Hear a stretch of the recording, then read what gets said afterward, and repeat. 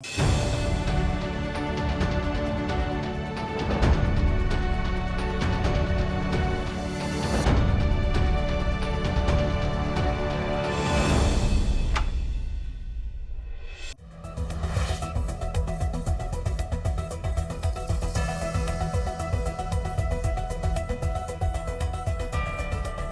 당연한 일들을 이끌어내는데 이 많은 에너지가 사용되고 국가 영향이 소진된 것에 대해서 참으로 황당하다는 생각이 듭니다.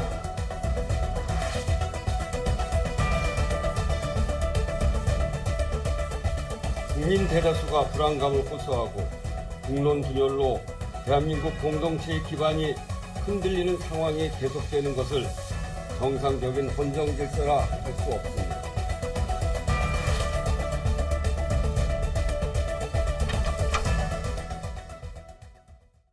안녕하십니까, 조경건입니다. 시사 포커스인 오늘은 윤 대통령 탄핵 선고가 늦어지는 배경, 이재명 대표의 2심 선고 결과, 조기 대선 등 분석해 봅니다.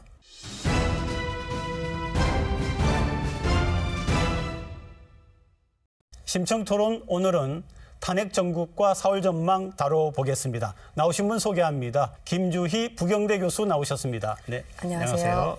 차재원 부산 가톨릭대 교수 나오셨습니다. 네, 안녕하십니까. 한덕수 국무총리 헌재 결과가 나왔지 않습니까? 네. 어떻게 보셨습니까? 저는 뭐 혹시나가 역시나가 아닐까라는 생각이 듭니다. 뭐 아시다시피 지난번 최상목 권한 대행이 만약 헌법재판관을 임명하지 않은 부분에 대해서 헌법재판소가 헌법 의무 위반이라고 판결을 했거든요. 그렇다고 한다면 한덕수 당시의 총리에 대한 탄핵소추 사유 중에 가장 핵심적인 것이 국회에서 추천한 3명의 헌법재판관을 임명하지 않았다는 것이었거든요. 그렇다고 한다면 뭐 미리 그럼 답은 나와 있는 셈이죠. 그렇다고 그러면 한덕수 총리 같은 경우는 당연히 헌법 위반 의무 위반인데 문제는 과연 파면할 것인가 이 부분에 대해서는 상당히 전망이 엇갈렸더랬습니다. 대통령이 탄핵된 상태에서 총리까지 만약에 파면할 경우에는 국정에 대한 그 공백이 장기화되고 그리고 또 하나는 국정에 대한 불안감이 커질 수 있기 때문에 아마 이 헌법의 의무를 위반했지만 그러나 파면을 하지 않는 그런 정도의 예상을 상당히 많이 했었거든요. 근데 그것이 역시나처럼 됐다는 것이죠. 그런데 제가 생각할 때는 그렇습니다. 공직자가 그것도 일국의 총리가 명백하게 헌법을 위반했음에도 불구하고 이것을 그러니까 여러 가지 정치적 고려로 인해서 다시 직무에 복귀시키는 그러한 사항 자체가 자칫 나쁜 선례를 남기는 것이 아닐까라는 우려를 지울 수가 없습니다. 예, 그런 점들 때문에 헌재가 보다 명확한 법리적 근거를 충분히 설명하지 못했다라고 하는 점이 사실상 비판점으로 남아 있습니다. 그러니까 뭐 일부 재판관들은 총리 직무상 의무 위반에 대한 판단 기준을 구체적으로 제시하지도 못했고 또 헌법상 책임, 그다음 정치적 책임의 구분에 대해서도 좀 모호한 표현을 사용했다라는 지적이 나오고 있습니다. 일반적인 법률들을 이렇게 적용을 할 때 굉장히 세세하게 이렇게 명시가 되어 있는데 헌법은 전문을 봐도 그렇게 아주 긴 헌법은 아니기 때문에 이 헌법을 근간으로 해가지고 판결을 할 때에는 헌법이 모든 것을 다 가지고 있지 못하니까 재판관들이 자신이 가지고 있는 어떤 정치적인 이런 것들이 개입될 수밖에 없지 않느냐 이런 시각이 있더라고요. 뭐 불가피한 측면이 저는 있다는 생각이 듭니다. 왜냐하면 사실은 그러니까 형사재판이 아니잖아요. 탄핵심판은 말 그대로 일종의 정치재판이고 그리고 헌법재판소의 구성 자체가 사실 헌법재판관들에 대한 임명하는 거 추천하는 것이 다 달라요. 특히 또 정당이 추천한 경우도 있기 때문에 헌법재판관들의 정치적 성향이 상당히 띌 수 있는 그러한 뭐 이 여건이 형성되어 있는 측면이 분명히 있죠. 각하를 했던 한 분 중 또 다른 한 분은 사실은 국민의힘에서 추천을 했습니다. 추천을 했고 그리고 기각 의견을 냈던 김복경 재판관 같은 경우가 바로 조희대 대법원장이 추천했던 분이고 보수적 그 성향으로 분류가 됐거든요. 그래서 똑같이 기각을 했던 다른 분들과는 달리 이분은 그러니까 이 헌법재판관을 임명하지 않은 부분도 헌법적 그 의무 위반이 아니라는 판정을 했거든요. 네, 네. 자, 그렇기 때문에 상당히 이게 헌법재판소가 정치적 성향을 드러낸 측면이 분명히 있습니다만, 그러나 제가 생각했을 때 윤석열 대통령에 대한 부분은 또 다른 이 결과를 놓을 수도 있다는 생각이 듭니다. 왜냐하면 윤석열 대통령의 이번 그 개헌과 내란 행위에 대해서는 명백한 법리적 기준이 있기 때문에 아무리 정치적인 성향이 다르고 추천자가 다르다고 하더라도 그 명백한 법리 앞에서는 아마 의견이 달라질 가능성은 저는 적지 않을까라는 생각이 듭니다. 실제로 뭐 일부 결정문에서 그 정치적 판단으로 비춰질 수 있는 표현이나 이런 것들이 많이 포함돼서 좀 논란이 일어나기도 했었습니다. 뭐 하지만 어쨌든 헌재가 더 법리에 충실해서 결정문을 작성해야 한다라고 하는 요구도 많이 있습니다. 그런데 뭐 헌재에서 판결을 할 때 예. 국무총리에 대한 판결에서 다뤘던 내용과 네. 또 이제 윤 대통령에 대해서 다룰 내용이 거의 유사한 부분이 많기 때문에 그런 점에서 윤 대통령의 판결 결과를 유추해 볼 수 있지 않느냐 이런 이야기도 있더라고요. 일단 언론들은 일단 이번 한덕수 총리의 탄핵 심판 결과에 윤 대통령에 대한 탄핵 심판에 힌트가 없었다. 뭐 그런 없었다. 이야기를 하죠. 네네, 네네. 그런데 사실 윤 대통령과 한덕수 총리의 탄핵 소추 사유가 겹치는 부분이 바로 계엄과 내란의 그러니까 공모와 방조 부분이거든요. 그런데 이 부분과 관련해서 헌법재판소가 직접적인 판단을 하지 않았습니다.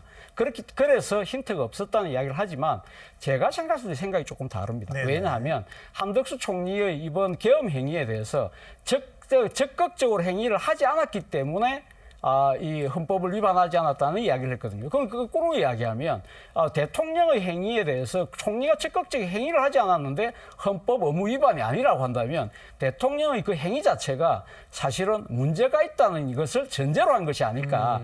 그렇다고 한다면 그것도 어느 정도의 힌트를 준 것이다라는 생각이 든다는 것이죠. 네. 대통령은 어떤 행동과 그런 게 있었다 이렇게 이제 진단을 해주셨는데. 네, 뭐 일단 일부 쟁점이 겹친다는 분석이 있지만 교수님 말씀하신 것처럼 두 사안은 위헌 위법의 정도와 헌정 질서에 미친 영향에서 본질적으로 다르다라고 말씀드릴 수 있겠습니다. 그래서 사실상 두 사건을 단순히 좀 연장선상에서 놓고 비교하거나 결과를 예측하는 것은 좀 어렵고 헌재도 좀 별개의 사건으로 독립적으로 판단할 가능성이 높다고 생각합니다. 그리고 한덕수 대행이 마은혁 헌법재판관 후보자를 임명하지 않으면 또 탄핵하겠다 이런 얘기가 민주당에서 나오거든요. 가능할까요? 어떻게 보세요? 야당의 입장에서는 임명을 지연하거나 거부할 경우에는 다시 탄핵소추안을 제출하겠다라고 하기는 했는데요. 이게 뭐 현재 구성의 지연이 실질적으로 장기화되면서 장기적인 중요한 결정을 내리거나 뭐 정족수나 절차적 정당성에 의문이 생길 수 있다라고 하는 점에서 좀 정치적 부담이 커지고 있습니다. 그래서 임명 여부는 좀 단순한 정무적인 판단을 넘어서 헌정 안정성과도 직결되는 문제이기 때문에 이제 이 부분은 적절히 알아서 결정할 거라 생각을 합니다. 한덕수 총리 입장에서는 뭐 마은혁 재판관을 임명하지 않는다고 하더라도 이분이 그 직무가 그러니까 지금 파면에 이르지 않았잖아요. 그렇다고 한다면 사실상 한덕수 총리에게 미임명에 대한 면허증을 준 거나 마찬가지이기 때문에 굳이 임명할 이유가 없다는 생각이 들고, 그리고 특히 마은혁 재판관은 민주당이 추천했던 분이잖아요. 그렇다고 한다면 정부와 그리고 지금 윤 대통령 측, 더 국민의힘의 입장에서는 마은혁 재판관이 헌법재판소에 지금 현재 합류하는 것은 마뜩찮아 할 수밖에 없는 그런 일이라고 한다면 한덕수 총리 입장에서는 더 안 하겠죠. 그리고 특히 민주당에서는 한덕수 총리에 대해서 탄핵 운운하고 있지만 실제 그럴 수 있을까?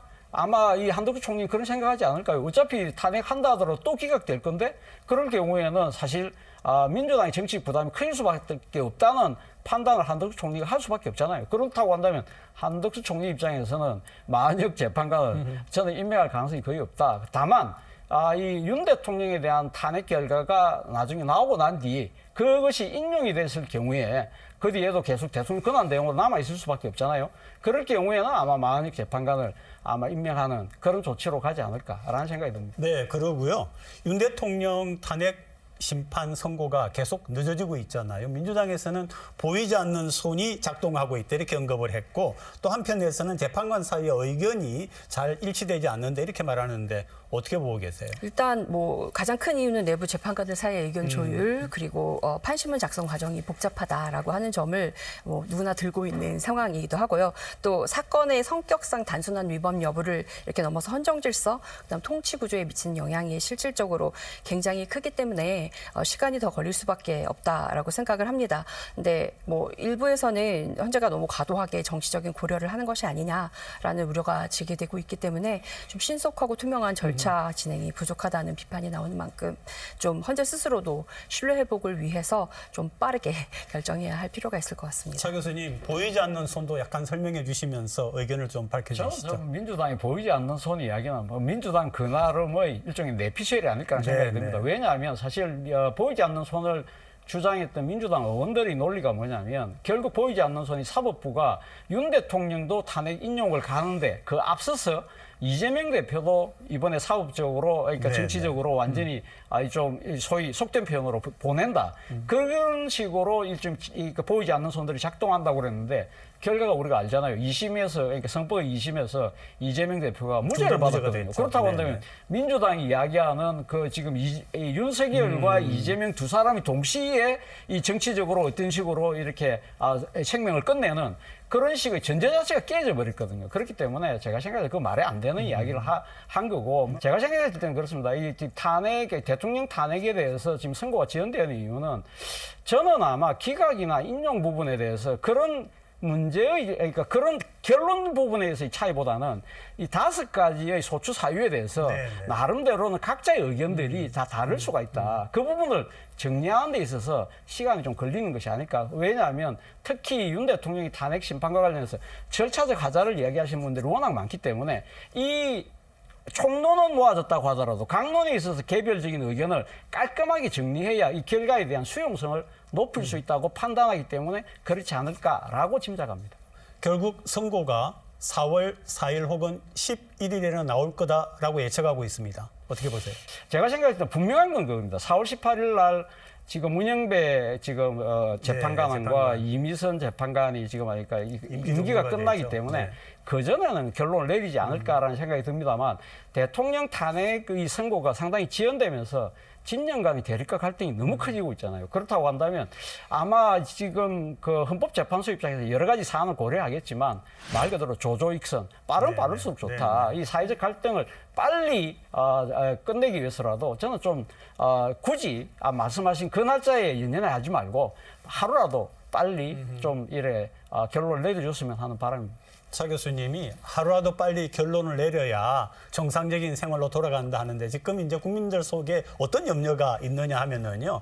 어떤 선거의 결과가 나오게 되면은 정당들이 여기에 대해서 받아들이고 또 이제 거리에 나와 계신 분들도 받아들이고 해야 되는데 그렇게 한 후에 이제 민생과 경제를 살려야 되는데 야, 과연 그렇게 할까? 이런 우려가 있는데 어떻게 보세요? 어쨌든 대한민국이 그 정도로 엉망인 국가는 아니고 일정 부분 시스템에 맞춰서 돌아가고 있기 때문에 그런 상황까지는 몰리지 않을 거다라고 생각하고 그랬으면 좋겠습니다. 저는 상당히 지금 탄핵 국면에서 여러 가지 갈등과 이런 것들이 있습니다만 저는 아마 빠르게 어떤 결과가 나온다 하더라도 아마 나름대로의 이 정치적인 검도를 지키면서 저는 빨리 사회적 질서를 회복할 수 있는 쪽으로 가지 않을까 하는 생각이 드는데 문제는 이와 관련해서 가장 중요한 대목이 하나 있습니다. 누구냐면 이 모든 사태의 당사자인 윤석열 대통령이죠. 윤석열 대통령이 내가 어떤 헌법재판소의 결론이 나온다 하더라도 내가 그걸 깔끔하게 승복할 것이라는 그 말 한마디가 저는 이 시점에 가장 중요한 것이 아닐까라는 생각이 듭니다. 네, 그런데 만약에 지금 이제 말씀을 해주셨는데 윤 대통령이 대통령으로 정상적인 복귀를 하게 되면 제2의 경험을 할 수도 있다 이런 이야기를 하는데 가능한 얘기인가요? 민주당 얘기죠. 일부 그 민주당뿐만 아니라 이렇게 정치를 평론하고 나름대로 이렇게 진단하시는 분들 적지 않은 수가 네, 네, 만약에 네. 이번에 대통령 탄핵이 기각 동안 각하돼서 직무를 복귀할 경우에는 계엄에 대한 면허증을 준다. 이렇게 말씀하신 분들이 꽤 계십니다. 그렇지만 뭐 저는 윤 대통령이 설사 이 지금 뭐 복귀를 해서 그런 생각을 갖고 계신다 하더라도 저는 아마 이번 계엄을 지켜봤던 많은 국민들, 더 나아가서는 그 계엄에 직접 뛰어들었던 경찰이나 군이 아마 그 대통령의 명령이라고 해서 무조건 이행할 가능성은 저는 상대적으로 적지 않을까라는 생각이 듭니다.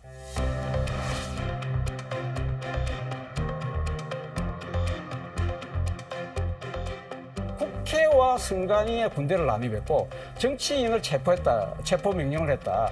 이 5가지 중에 하나만이라도 만약에 이 인용이 되는 상황이라고 한다면 대통령이 빠져나가기 쉽지 않다.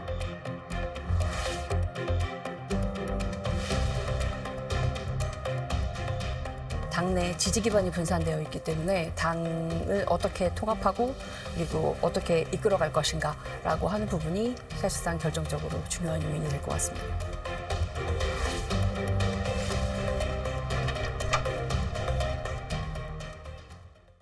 자, 이제는 이재명 더불어민주당 대표의 2심 선고에 대해서 잠깐 훑어보겠습니다. 자, 차 교수님. 네.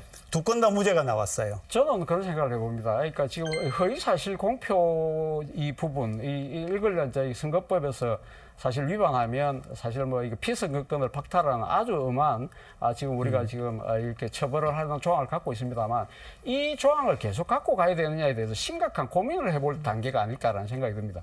미국 같은 경우는 수정헌법 1조가 표현의 자유거든요. 그렇기 때문에 미국에서는 선거에서 허위사실 공표죄로 처벌하지 않습니다. 물론 단지 선거 과정에서 아주 상대 후보에 대한 험한 말을 해서 명예훼손을 한다든지 아니면 선거 사기에 해당되는 경우는 처벌을 하지만 허위사실 공표만으로는 처벌하지 않는다는 것이죠. 네네. 그리고 유럽 같은 경우도 상당수의 나라에서 형사처벌을 하지 않고 민사적으로만 문제가 생겼을 때 처벌하고 일본은 물론 형사적으로 처벌을 합니다만 그것이 아주 엄격하게 아주 제한된 차원에서 지금 한다는 것이죠. 그리고 사실 우리나라 선거법도 어떤 취지로 계속적으로 변해왔냐면 돈은 묻고 입은 풀어라 했어요. 네네. 그렇기 때문에 적극적인 오히려, 네. 오히려 적극적으로 표현의 자유를 이야기를 해왔던 측면이 있기 때문에 이제는 제가 생각했을 때 국민적인 민도도 높아지고 그리고 소위 말하는 디지털 미디어 시대가 된 만큼 정치인들이 선거 과정에서 조금 과한 말을 하더라도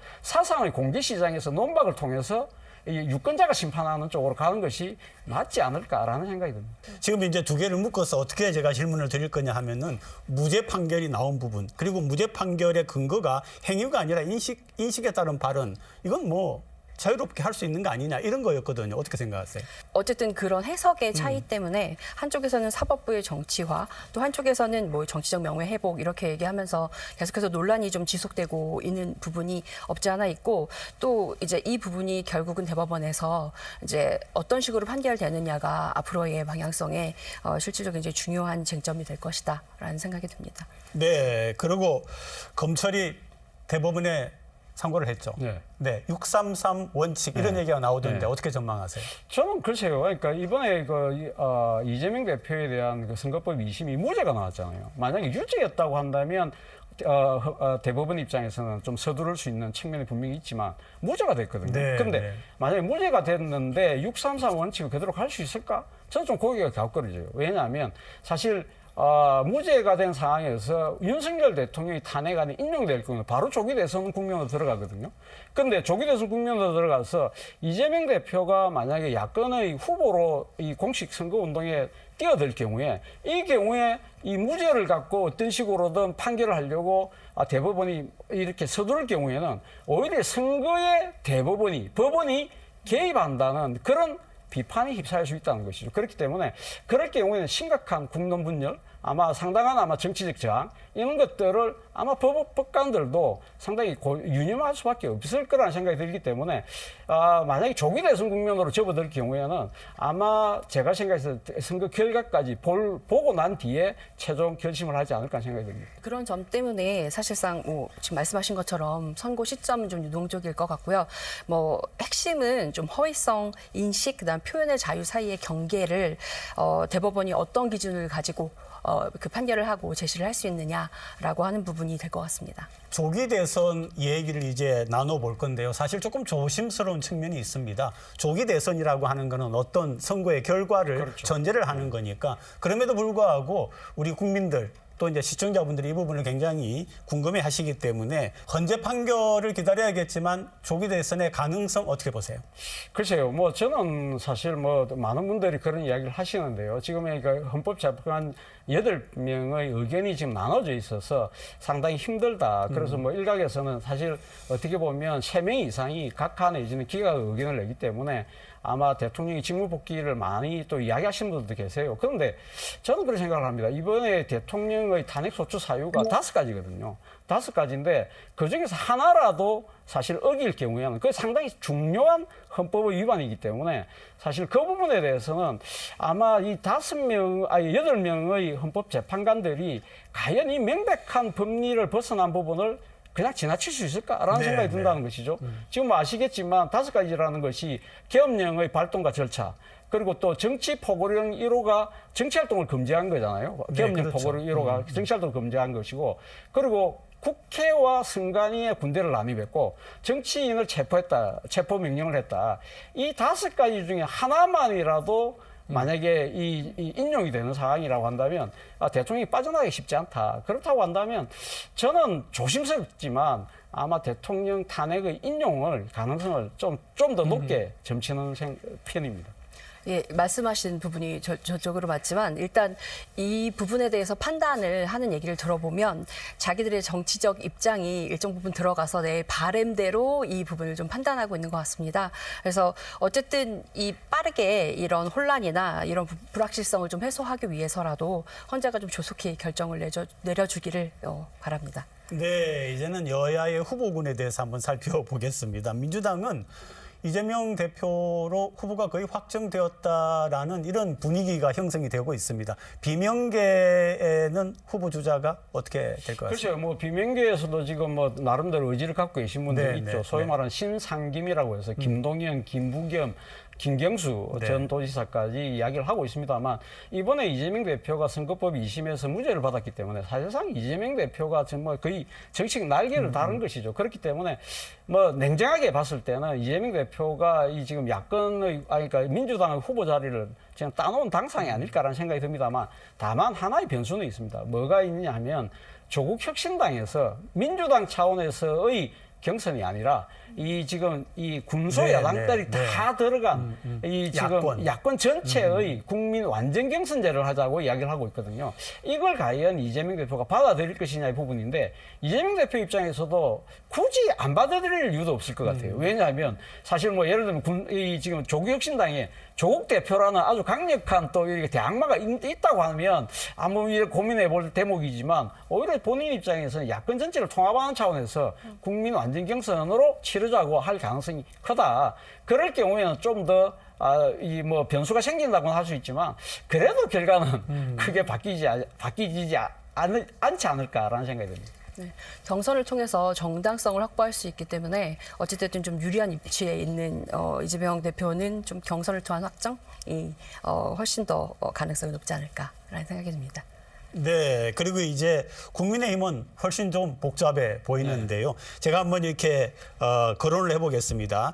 지자체에서는 오세훈 서울시장, 홍준표 대구시장, 이제 국회 차원에서는 안철수, 한동훈, 또 유승민 전 국회의원도 있고요. 또 김문수 장관도 있습니다. 자, 여권의 대선 후보 어떻게 될까요? 그렇죠. 일단 뭐 지금 나오는 여러 가지가 그러니까 지금 여론조사를 본다고 한다면 김문수 고용노동부 장관이 상당히 압도적으로 지금 앞서는 그런 모양새를 띠고 있습니다만 문제는 김문수 장관이 당내 경선을 통과하더라도 본인이 본선에서의 중도 외연 확장에 대한 한계를 지적하신 분들이 꽤 많거든요. 그런 부분들을 과연 국민의힘 당원들이 어떻게 판단할 것이냐 문제가 걸려 있는 것 같고, 그리고 이제 두 분의 광역단체장, 오세훈 서울시장 그리고 지금 홍준표 대구시장 같은 경우는 공교롭게도 두 분 다 지금 명태균 리스트에 거론되고 있기 때문에 이 수사의 상황, 이 상황을 봐야 될 것 같고, 특히 오세훈 시장은 이번에 토지거래 허가제를 지난번에 풀었다가 30일 만에 뒤집었거든요. 근데 네. 토지거래 허가제에 해당 지역의 주민들이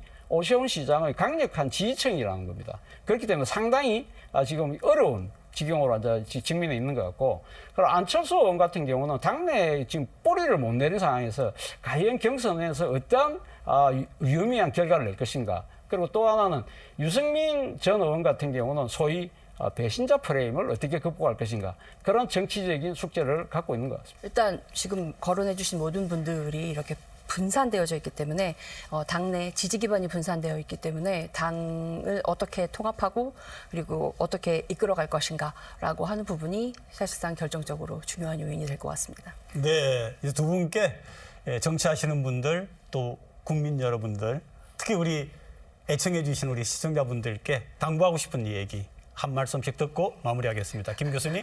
시청자분들께 당부드리고 싶은 말씀은 사실상은 없고요. 헌재가 조금 빠르게 네. 결정을 해주셨으면 좋겠고, 이제 헌재가 빠르게 결정해 주실 것을 믿고 우리 또 시청자 여러분도 마음 놓고 좀 지내실 수 있으면 좋겠습니다. 정치하신 분들을 항상 유념해야 될 부분은 국민들의 목소리죠. 국민들이 지금 그러니까 길거리에서 다양한 목소리를 내고 있지만, 그러나 이 지금 그러니까 그 목소리들을 단순하게 듣는 데 있어서 자신의 정치적인 입장 내지는 진영의 그런 논리, 그런 쪽으로 해서 이 프리즘으로 갖고 보지 마시라. 정말 국민들의 진솔한 목소리를 정말 가슴을 열고 귀를 열고 들으면 제대로 된 민심을 들을 수 있을 것이라는 말씀을 드리고 싶습니다. 네, 오늘 두 분 함께해 주셔서 고맙습니다. 네, 고맙습니다.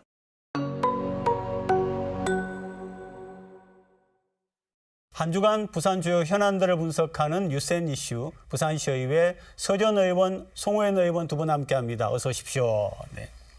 페스티벌 10월, 부산시가 지난해 내놓은 축제 브랜드인데요. 영상 먼저 보시겠습니다. 올해로 39년째인 미국 오스틴 사우스 바이 사우스웨스트. 음악, 영화, 전시 컨벤션, 대담 등 여러 장르 행사들을 결합하는 데 성공했고, 전 세계인이 찾는 초대형 축제로 거듭났습니다. 부산시가 이 축제를 본따 지난해 처음 시도해본 페스티벌 10월도 넉 달간의 짧은 준비 기간을 감안하면 나름 성과를 거뒀습니다. 외국인 방문객은 전년도보다 6만여 명 증가했고, 소비도 68억 원이나 늘었습니다. 하지만 축제 통합 입장권 사용처를 살펴봤더니 대부분 음악 공연에 쏠려 있고, 영화제는 야외 상영장만 입장권 사용이 가능해 통합 축제란 취지가 반감됐습니다. 작년 같은 경우에는 그냥 인위적으로 통합을 시켰다 이라면, 올해 같은 경우에는 다양한 어떤 주제를 가린 어떤 축제들을 소비자 관점에서 동질화되는 쪽으로. 부산시는 올해 2회차 축제에는 광안대교 위 패션쇼와 바다 위를 달리는 사이클링 등 신규 행사를 선보이고, 내실을 더 강화하는 데 초점을 맞추기로 했습니다. 하지만 더 장기적인 안목에서 통합 축제로서의 방향을 모색하는 고민이 더 필요해 보입니다.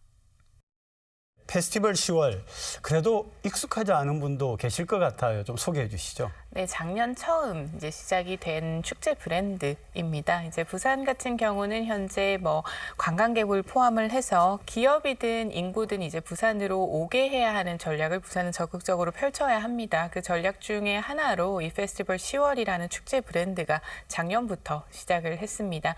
사실 전년도에는 크게 홍보가 되지 않은 부분들도 좀 있고 해서 생소하실 수 있으실 텐데요. 올해부터는 보다 홍보와 그리고 관광공사가 주축으로 해서 이 브랜드를 이끌 것이기 때문에 더 많은 시민분들과 관광객분들이 함께 소통할 수 있는 시간이 펼쳐질 것으로 보입니다. 우선 페스티벌 10월이라는 것은 부산 국제영화제나 국제락 페스티벌과 같이 굉장히 전통 있고 또 인기가 좋은 이런 축제 브랜드들과 그 기간 동안 함께 펼쳐지는 각 지역 구군의 축제들, 그리고 여러 행사들, 국제회의들을 하나로 묶어서 관리하고 입장권을 판매하고 관광객들을 유도하는 그런 브랜드라고 보시면 좋을 것 같습니다. 그동안은 일부 행사에만 좀 몰렸던 관광객들의 수요를 좀 골고루 분포할 수 있게 되고, 또 몰랐던 부산의 매력을 소개할 수 있다는 지점에서 기대가 되는 프로그램입니다. 네, 지금 얘기해 주신 그 속에 외국인들도 많이 이렇게 참여한다라고 하는데, 그러면은 국내외라고 표현할 수 있을지 몰라도 어쨌든 평가 좀 한번 어떤지 소개해 주시죠. 네, 작년에 처음 페스티벌 10월이 출범을 했음에도 불구하고 전반적으로 큰 성공을 거뒀다는 평가들이 많은 걸로 지금 알고 있습니다. 페스티벌 10월을 통해서 부산 또한 글로벌 문화관광 도시로 도약할 수 있는 그런 발판을 얻었다, 이런 평가들을 많이 하고 있고요. 이런 부분들은 평가 그 행사 이후 데이터들을 통해서 많이 나타나는데, 첫 번째 관광객 증가 효과를 보면 페스티벌 기간 중 17개 행사를 통합한 부분해서 이제 시행한 결과, 기존에 이제 개별 행사로 이렇게 시행하던 때보다 지금 관광객이 총 33% 정도 증가한 걸로 그렇게 나타납니다. 총 이제 한 40만 명 정도가 방문을 하셨고요. 네. 그리고 통합 입장권 판매도 짧은 기간 안에 5,000매가 지금 판매되는 등 이런 성공을 거두었고, 그 기간 동안 이제 외국인 관광객 또한 전년 대비해 부산에 이제 오시는 관광객들은 총 50% 정도 지금 증가를 했고, 페스티벌 기간만 보면 77% 정도의 이제 외국인께서 전년 대비 많이 증가를 한 걸로 그렇게 파악이 됩니다. 그리고 경제적인 효과도 보면 외국인 관광객들이 부산에 와서 쓴 신용카드 지출액을 보면 이 또한 전년 대비 39% 정도 지금 증가를 했고요. 이 부분은 이제 같은 기간 동안 전국의 외국인 관광객들이 쓴 이제 카드 지출액이 한 21% 정도 차지할 정도로, 그 정도 이제 경제 활성화에도 크게 도움이 된 걸로 그렇게 파악이 되고 있습니다. 네, 아주 뭐 좋은 평가를 받았다고 소개를 해주셨는데, 올해 두 번째 아닙니까, 그죠? 그러면은 올해 내용 중에 작년과 차별화된 부분 포함해가지고 좀 소개 좀 해주시죠. 우선 지역 마이스 기업 중심으로 추진되었던 구조가 올해부터는 부산관광공사 중심으로 추진이 되면서 부산시와의 행정적인 관리라든지 교류나 그리고 통합적인 시선에서 부산 전역의 축제를 함께 관리한다라는 지점은 보다 더 많은 프로그램이 생길 수 있다라는 지점에서 긍정적으로 보입니다. 이제 더해서 10월 페스티벌 10월에 대한 기간도 기존 8일에서 이제 13일로 보다 확대가 많이 되면서 늘어났네요. 더 네. 오래 이 축제를 즐길 수 있게끔 부산 전역으로 관광객을 모집할 예정입니다. 이제 더해서 이전에는 해운대구 백스코 중심으로만 페스티벌 10월이 좀 이루어졌었는데요. 이번부터는 동부산, 서부산 전역으로 좀 확대를 해서 이제 관광객들이 부산 전역의 매력을 좀 느낄 수 있게끔 각종 프로그램을 좀 분포를 할 예정입니다. 더해서 전년도에는 백스코 야외 빌리지에서 이제 10월 빌리지를 이제 만들어서 운영을 하다 보니 F&B나 부산의 굿즈가 굉장히 많이 전시가 됐음에도 불구하고 네. 날씨의 영향을 좀 받는 바람에 이 부분을 충분히 즐기지 못하셨는데요. 올해부터는 이 야외 빌리지에 있었던 10월 빌리지를 실내로 옮기게 됩니다. 그래서 좀 지속 가능하고 또 부산에 더 많은 카페 브랜드나 또 청년들의 다양한 F&B 브랜드들을 좀 경험을 하실 수 있을 것 같아서 좀 기대가 되는 지점이 있습니다. 그러니까 올해부터는 보다 더 핵심 컨텐츠와 테마별로 연계를 하고 또 이제 입장권에 대한 부분도 직접 판매가 아닌 위탁 판매 형식으로 해서 보다 좀 안정적으로 운영이 될 것으로 기대가 됩니다. 네, 페스티벌 10월이 모델로 삼는 게 미국의 사우스 바이 사우스 웨스트라고 하는데요. 어떤 행사입니까? 사우스 바이 사우스 웨스트라는 행사는 미국 텍사스 오스틴 지역에서 1987년부터 시작된 행사입니다. 네. 처음부터 이렇게 큰 규모의 그런 행사가 아니었고, 처음에는 작은 이제 음악 콘서트라든지 이런 축제로 시작을 했는데, 점차 이런 음악과 문화 그리고 기술 뭐 이런 예술의 다양한 분야들이 접목을 하면서 융복합 문화 행사로 세계 최대 규모로 이렇게 성장한 그런 행사입니다. 이 행사는 이제 미래를 먼저 경험하는 곳이라는 그런 이미지를 가지고 있는데, 매년 3월 달에 시작을 해서 개최가 돼서 이제 행사 기간 동안 약 5천억 원 정도의 경제적 효과를 그렇게 매년 누리는 걸로 그렇게 파악이 됩니다.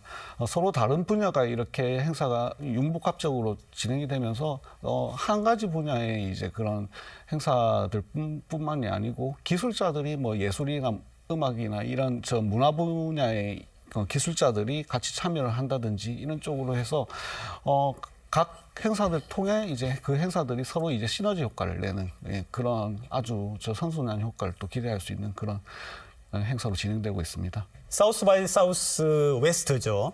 이걸 모델로 했다 해도 페스티벌 10월만의 강점 내지는 장점이 있어야 될 것 같은데 어떠세요? 그동안은 사실은 각각의 축제가 펼쳐지기만 했지 그 축제의 관계자들이 한 자리에 모여서 다양한 분야의 전문가들이 서로 소통을 하고 교류를 하고 아이디어를 나누거나 또 다른 인맥으로 활성화시키는 부분은 없었는데 이번 부산의 페스티벌 10월은 그 네트워킹 장으로서 교류를 활성화한다라는 부분에 더 초점을 맞추고 있습니다.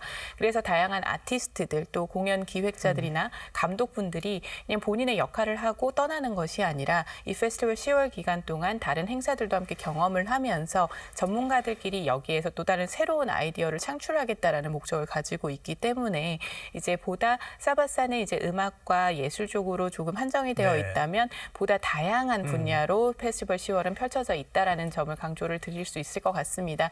예를 들어서 국제 음식 박람회라든지 또 다른 뭐 웹툰 페스티벌이라든지 뭐 이런 부분들이 함께 펼쳐지는 기간이기 때문에요. 단순한 부산국제영화제나 락 페스티벌에서만 몰렸던 관광 수요가 이젠 전문가 교류로 펼쳐진다라고 좀 강조드리겠습니다. 좀 잘 되고 더 성공적이기 위해서는 아무래도 보안 부분이 필요하죠, 그죠? 사우스 웨스트 네. 예. 와 달리 이제 부산 같은 경우에는 저 국제적인 이제 국제 영화제라든지 그리고 국제 락 페스티벌 이런 국제 행사들이 기존에 있었기 때문에 조금만 보완이 된다 그러면 그 사우스 바이 사우스 웨스트보다 더 성공적인 행사로 키울 수 있다고 생각을 합니다. 단지 저 지역 사회의 참여가 중요한데요. 사우스 바이 사우스 웨스트 같은 경우에는 축제 기간 동안에 도시 전역에 걸쳐가지고 저 행사장뿐만이 아니고 식당가라든지 상점가에서 이 거의 축제 분위기를 같이 이끄는 그런 효과들이 있거든요. 부산에서는 작년에 이제 처음 시행했지만 앞으로 이제 이런 지역 사회에 관심을 유도를 해서 저 행사 기간 동안 그 기업들과 그리고 시민사회들 이 참여할 수 있는 그런 분위기를 좀 조성할 필요가 있습니다. 그리고 작년에 이제 처음 시행을 했기 때문에 여러 보완점들도 있는데 먼저 통합 입장 시스템 구축에서 많은 미비점이 발견이 됐습니다.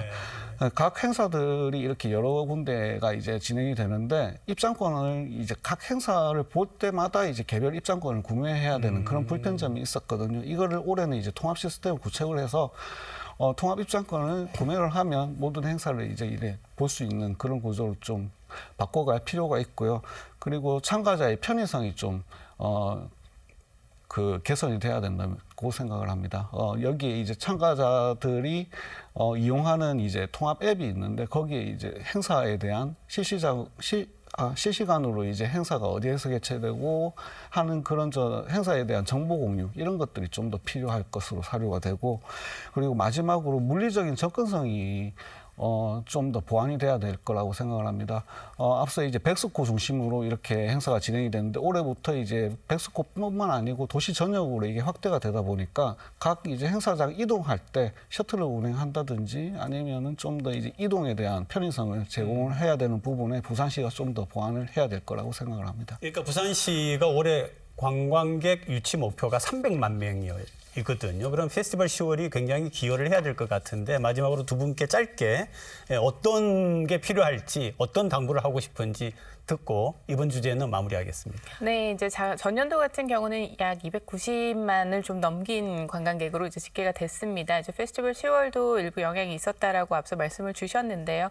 이제 올해 같은 경우가 이제 페스티벌 10월이 전년도에 대한 개선점을 좀 보완을 한다라고 한다면 짧게 머물 수 있는 관광객을 보다 오래 머물게 하는 것이 하나의 목표이고 결과적으로는 이 체류 기간을 늘리는 데 좀 목적이 있습니다. 그래서 다양한 페스티벌들이 동선이나 그리고 일정에 대한 부분이 좀 제대로 배치가 돼서 영화제를 보러 온 시민이 이제 국제 영화제뿐만 아니라 콘서트홀 공연이나 북항이나 현대미술관까지도 갈 수 있게끔 그렇게 연계를 좀 잘 배치를 해주시길 바랍니다. 예, 편안하게 이제 관광객들이 여행할 수 있도록 하는 이제 관광 수용 태세 에 대한 이제 지금 철저하게 지금 점검을 지금 시행을 하고 있고요. 관광지와 숙박지나 이런 데에서 이제 외국어 메뉴판을 확대하는 정책이라든지 그리고 불친절함 이런 것들을 개선할 수 있는 그런 교육 그리고 바가지 요금을 씌우지 않도록 하는 그런 방지책 이런 것들을 계속 지금 노력을 하고 있기 때문에 앞으로 그런 부분들이 잘 개선돼서 관광객들이 많이 늘기를 기대를 하고 있습니다. 터널 벽면에서 쉴 새 없이 물이 쏟아집니다. 5년 전 준공 막바지 단계였던 부전마산 복선전철 공사 현장. 피난 통로를 짓는 과정에서 토사가 터널을 짓누르면서 터널이 무너진 겁니다. 복구 작업에 따라 설계가 잇따라 바뀌면서 사업은 5년째 지연되고 있습니다. 결국 시행사는 국토교통부를 상대로 소송을 제기했습니다. 복구와 공사 지연에 따른 투자비를 부담해달라는 건데 일단 금액은 12억 원 가량입니다. 앞으로 소송전 규모가 수천억 원대까지 늘어날 가능성도 있습니다. 시행사와 정부 간 협약서에 따르면 불가항력적 사유로 인한 투자비가 증가할 경우 주무관청이 비용의 80%를 보상한다고 돼 있습니다. 시행사는 지반 침하가 예측 불가능한 지하가스나 유속 때문이라고 주장하는 반면 국토부는 부실 시공이 원인이라며 보상 의무가 없다고 맞서고 있습니다. 복구 작업은 하반기 중 마무리될 예정이지만 피난 통로를 어디에 설치할지에 대한 문제가 해결되지 않아 올해 말 준공은 어려운 상황. 게다가 이번에 벌어진 소송전도 준공 일정에 영향을 미칠지 관심이 집중되고 있습니다. 부전 마산간 복선 전철 참 문제가 많은데요. 당연히 완공 시점은 이미 지나간 거죠? 예, 기존의 원래 완공 시점은 2020년 6월 달에 완공해서 네. 개통할 예정이었는데 벌써 5년이 지났습니다. 그 이유는 공사 과정에서 사상구 이제 삼락생태공원 지하 쪽 공사였는데 여기 이제 피난 터널을 만드는 공사 중에 붕괴 사고가 있어서 그 붕괴 사고로 인해서 이제 집안이 매우 연약한 집안이고 그리고 낙동강 물과 이제 뻘이 유입되는 바람에 지금 그 피난 터널에 대한 이제 개선 여부 이것 때문에 국토부와 지금 저 시행사 간에 지금 분쟁이 있어서 지금 5년간 지금 지지부진한 상황에 지금 정확한 개통 일자를 지금 못 잡고 있는 그런 안타까운 상황입니다. 근데 사실은 이 복선 전철에 대한 기대가 크잖아요. 그죠? 이게 행정 통합의 문제도 있고 또 교류의 문제도 있고 어떻게 보세요? 맞습니다. 이게 부산, 울산, 경남을 잇는 좀 핵심 네. 인프라입니다. 그러니까 생각보다 이제 부산에서 그리고 경남에서 서로를 오가는 통근하시는 그 시민분들이 굉장히 많으십니다. 그래서 출퇴근에 대한 부분뿐만 아니라 지금 부산시가 경남과의 행정 통합까지도 추진하고 있는 상황에서는 굉장히 그 두 곳 간의 그 장벽을 허무는 물리적으로는 굉장히 중요한 핵심 인프라가 될 텐데요. 아무래도 2009년 민간 투자 개발 사업으로 지정이 되고 난 다음에 총 사업비가 1조 5,766억 원이라는 굉장히 거대한 자본이 투입이 되는 만큼 부울경 그리고 부산 마산 직접적인 이런 시민분들의 편의를 고려한 결정의 사업이었습니다. 그렇기 때문에 많은 시민분들께서 생활권 확대라든지 적극적 통근에서 굉장히 기대를 하고 있었던 사업인 만큼 늦어지는 데에 대한 불편감도 함께 발생하고 있는 상황입니다. 네, 송 의원님이 조금 전에 이렇게 질문에 대해서 말씀을 해주실 때에 뭐 사고에 대해서도 뭐 또 물의 문제라든지 여러 가지 지적을 해주셨는데 그럼에도 불구하고 현재 공사는 진행 중에 있는 거죠. 어느 정도 진행이 되고 있습니까 지금? 예, 사고 이후에 애초 이제 시공사도 이제 곧 이제 그 시운전을 하고 개통할 수 있을 거라고 생각을 했는데 다시 이제 복구 과정에서 기술적인 문제 때문에 복구가 계속 지연되고 있습니다. 실제적으로 전 구간에 대해서 지금 총 구간은 이제 32.7km 신설 구간 중에 일부 이제 여기 붕괴 사고 구간이 있어서 지금 개통이 안 되고 있는 부분인데 다른 부분들은 지금 한 98% 정도 지금 공정률이 거의 마무리가 됐고요. 지금 노선 이제 선로 이제 전기통신 시스템 이런 대부분의 시설들이 지금 다 지금 완료가 되어 있는 상태입니다. 단지 이제 이 붕괴 구간이 지금 문제인데 붕괴 구간 자체도 지금 90% 정도는 지금 진행이 된 상태인데 지금 국토부와 지금 시행사 간에 이제 분쟁이 있는 부분은 여기에 그 기존에 원래 설치 예정이었던 피난 구간을 지금 기술상의 문제로 시행사 측은 지금 열차 진입 방지 시설로 이제 교체를 해서 그렇게 시공을 하면 괜찮다는 그런 입장이고 국토부는 기존처럼 이제 피난 구간으로 그렇게 건설을 해야 된다. 이 부분에서 지금 5년간 지금 치열하게 지금 다투고 있는 그런 상황입니다. 그러면은 지금 소송도 진행 중이다 얘기 들었거든요. 무슨 얘기입니까? 네, 맞습니다. 본 사업의 시공사는 이제 SK 에코플랜트 입니다. 이제 그런데 이 민간 기업이 복구 공사까지도 이제 함께 하고 또 5년 이상 이렇게 지연이 되면서 그 이자 비용까지 포함을 한다라고 하면 약 1조 원 이상을 현재 추가로 지출한 것으로 밝히고 네. 있습니다. 그러다 보니 아무래도 이 비용에 대한 부분과 또 준공 후에 이 복구 공사비 산출이 끝나고 나면 국토부를 상대로 해서 이 에코플랜트가 어느 정도 보상을 받기 위한 소송이라고 보시면 좋을 것 같습니다. 그러니까 현재는 당장의 소송 금액은 굉장히 소액으로 진행이 되고 있지만 어느 정도 판결에 가까워지면 이 소송 금액은 거의 무려 5천억대 정도로 달할 것으로 예상이 되고 있는 만큼 이 부분에 대한 대응을 국토부도 현재 함께 하고 있는 것으로 파악이 되고 있습니다. 그러니까 그 소송 비용이 5천억대에 달할 거다. 세금으로 들어가는 거 아닙니까?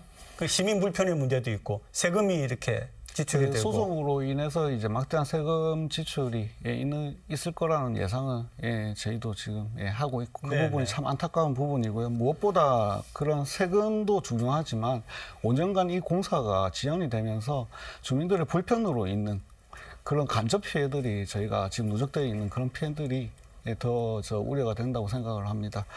부산과 경남 간에 이제 지금 부경 행정통합도 지금 진행을 하고 있고요. 지역 균형 발전 이런 사업들도 진행을 하고 있으면서 수도권 같은 경우에는 광역 교통망들이 이런 그 사업들을 진행하면서 필수 인프라로 지금 많은 부분 GTX-A나 이런 그 교통망들이 확대되고 있는데 부산은 유일한 이제 경남과의 이 교통망이 지금 대중교통망이 지연이 되면서 지금 한 5년간 지역 교류 그리고 지역 발전에 지금 많은 차질이 지금 빚고 있는 그런 상황입니다.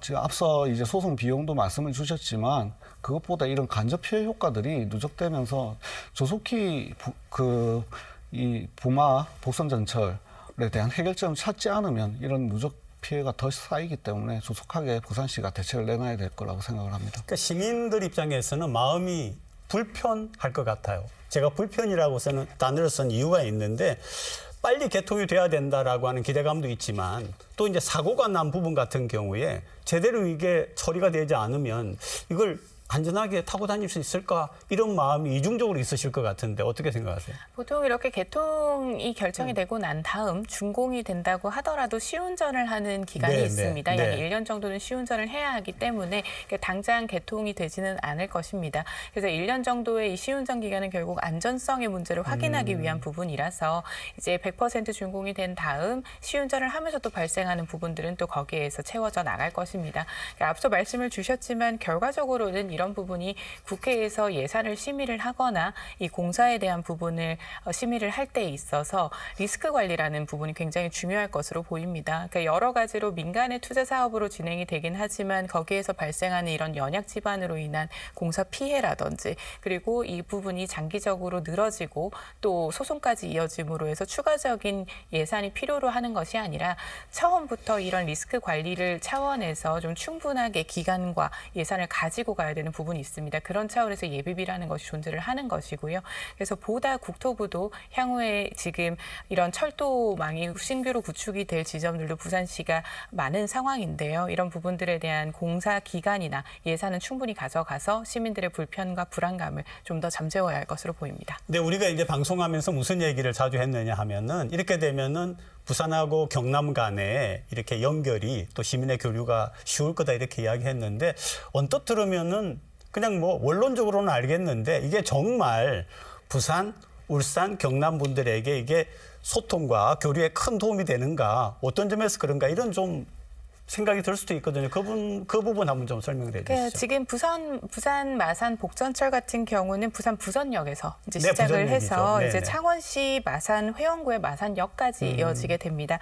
그리고 지금 신규로 여기 에코델타 시티 역도 이제 신설에 대한 부분이 추진이 되는데요. 그렇게 된다라고 하면 우리 부전에서 출발해서 사상 그리고 서부산 유통단지 그다음 경마공원을 지나서 에코델타 시티까지 거쳐서 이제 창원으로 가게 되는 것입니다. 그렇게 된다라고 하면 사실 이 물리적인 것이 그동안은 다른 철도를 이용하거나 지하철도 양산까지 가셔서 타고 오시거나 하셨어야 되는데 굉장히 시간도 짧아지고 더 다양한 그 역이 선택이 될 수 있기 때문에 거주는 부산에서 하지만 출근은 마산에서 하실 수도 있고 마산에서 거주하시지만 부산으로 출근을 하실 수도 있는 것이 오히려 더 가까워지는 그 시작이기 때문에 실질적으로 체감을 하실 수 있을 것이라 생각합니다. 아까 그 행정통합 문제와 연결을 우리가 한번 지어봤는데 확실히 이렇게 교류가 늘어나고 이렇게 교통이 편리해지면은 행정통합에도 유리한 거죠. 유리한 뿐만이 아니고 필수 인프라라고 필수 봐야 인프라다. 됩니다. 네네. 예, 저 행정통합이라는 개념 자체가 이제 부산과 경남이 하나의 도시로 엮이는 이런 행정의 통합을 얘기하는 거기 때문에 그걸 위해서는 하나의 생활권이 되는 게 중요하거든요. 지금 현재는 부산에서 경남 창원이라든지 이쪽으로 이제 직장 생활을 왔다 갔다 하시는 분들은 대중교통을 이용하시기가 너무 불편합니다. 유일한 교통수단이 이제 사상 버스터미널을 통한 이제 시외버스가 지금 있는 상황이고요. 지금 부산, 경기도 같은 경우에는 지금 거의 경기도가 이제 광역 그 철도망으로 해서 이렇게 그냥 거의 하루 생활권으로 이렇게 묶이거든요. 그런 교통망이 있어야지 지금 부산과 경남 그리고 서로의 그러니까 행정자치지역 간의 강점을 서로 융합하고 거기서 시너지를 얻을 수 있는 그런 그 진정한 행정통합이 가능할 거라고 그렇게 생각하기 때문에 부마 복선전철 같은 경우에는 조속히 완공이 돼서 시행이 돼야 된다고 개통이 돼야 된다고 그렇게 생각을 합니다. 부분 개통을 먼저 할 수는 없나요? 부분 개통을 한다고 해도 이어지는 지점이 있기 때문에 크게 의미가 없을 것입니다. 그렇게 된다라고 하면 우리는 지금 현재 경남으로 넘어가는 것이 목표인데 부산 안에서만 그렇게 되면 또 움직이게 되는 지점이라서요. 그러니까 결과적으로는 부분 개통보다도 현재 가장 크게 이견을 가지고 있는 피난 터널에 대해서 민간과 국토부의 의견이 다른 부분들이 어서 빨리 좀 조정이 되어서 이제 100% 준공으로 올해 안에 만들어내는 것이 가장 큰 목표가 될 것입니다. 유센 이슈는 부산시의회 서전 의원, 송호연 의원 두 분과 함께 진행해 왔습니다. 오늘 시청자분들께 마지막 인사를 드리게 됐습니다. 먼저 서 의원님 부탁합니다. 제가 처음 정치를 시작을 하면서 이제 부산의 정치인으로 성장해오는 과정에는 항상 부산 MBC의 시사 포커스와 그리고 시청자 여러분들이 함께 계셨습니다. 정말 감사드리고요. 저는 다시 부산시의원의 한 사람으로서 부산의 정치인으로서 이제 부산에 대한 애정과 그리고 면밀하게 더 살피면서 우리 부산을 위해서 주어진 저의 권한을 최대한의 결과로 여러분께 보여드리겠습니다. 부산과 시민만 바라보면서 밝은 정치 보여드리겠습니다. 감사합니다. 8개월 방송을 하면서 다양한 부산 현안 이슈들을 다루면서 저도 많이 배우고 많이 성장했던 것 같습니다. 뉴스N 이슈를 통해 가지고 앞으로도 이제 많은 부산 현안에 대한 그런 목소리가 시민 여러분들께 방송이 되기를 그렇게 기대를 하고 저도 지금까지 함께 신청해 주시고 많은 의견 내주신 시청자 여러분들께 감사의 말씀을 전하면서 마무리하도록 하겠습니다. 감사합니다.